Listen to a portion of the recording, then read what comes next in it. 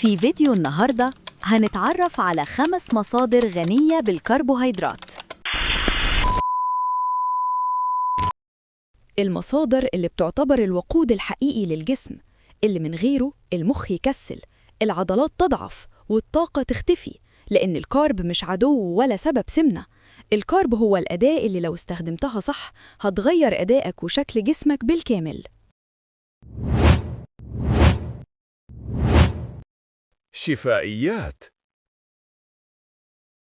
أول مصدر هو الأرز، وده يعتبر الأساس في تغذية الرياضيين في كل العالم، لأنه سهل الهضم وما بيتعبش المعدة، وبيتحول بسرعة لطاقة تستخدمها العضلات، خصوصاً بعد التمرين لما مخزون الجلايكوجين يكون خلص. طبق أرز بسيط بعد التمرين ممكن يفرق في التعافي وبناء العضلة أكتر من أي مكمل غالي. وكمان الأرز البني ممتاز لباقي اليوم، لأنه بيدي طاقة ثابتة ويقلل الجوع. تاني مصدر هو الشوفان، وده مش مجرد فطار، ده بطارية طاقة طويلة المدى، لأنه كربوهيدرات معقدة بتتهضم ببطء وبتديك طاقة هادية من غير تقلبات في سكر الدم. الشوفان كمان غني بالألياف اللي بتحسن الهضم وتخليك شبعان ساعات طويلة، وعلشان كده هو اختيار مثالي قبل التمرين أو في بداية اليوم علشان تبدأ وانت ثابت ومركز. تالت مصدر هو البطاطا والبطاطا الحلوة، ودي من أنظف مصادر الكربوهيدرات اللي ممكن تدخل جسمك، لأنها مليانة بوتاسيوم يساعد العضلات تشتغل من غير شد، وفيتامينات بتدعم إنتاج الطاقة. وميزة البطاطا إنها بتديك إحساس بالشبع من غير ما تحس بتقل، وده بيخليها اختيار مثالي للناس اللي عايزة تضخم من غير دهون.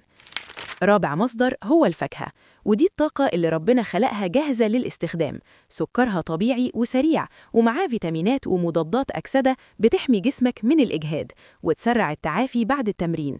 الموز يديك دفعة طاقة قبل التمرين، التمر يشحن عضلاتك بعده، والتفاح والبرتقان يثبتوا طاقتك طول اليوم. خامس مصدر هو البقوليات زي العدس، الفول، الحمص والفاصوليا، ودي مصادر ذكية جدا لأنها بتجمع بين الكارب المعقد، البروتين النباتي والألياف في وجبة واحدة، وده يخليك شبعان فترة طويلة وطاقة ثابتة من غير ارتفاع مفاجئ في السكر، وكمان بتحسن صحة الجهاز الهضمي وبتقوي المناعة.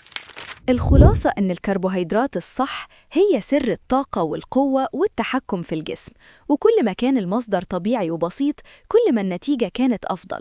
اختار كاربك بذكاء ووزعه صح، وخلي جسمك يشتغل لصالحك مش ضدك. ولو عايز محتوى أكتر قوي ومفيد اشترك في القناة وسيب لايك علشان يوصلك كل جديد.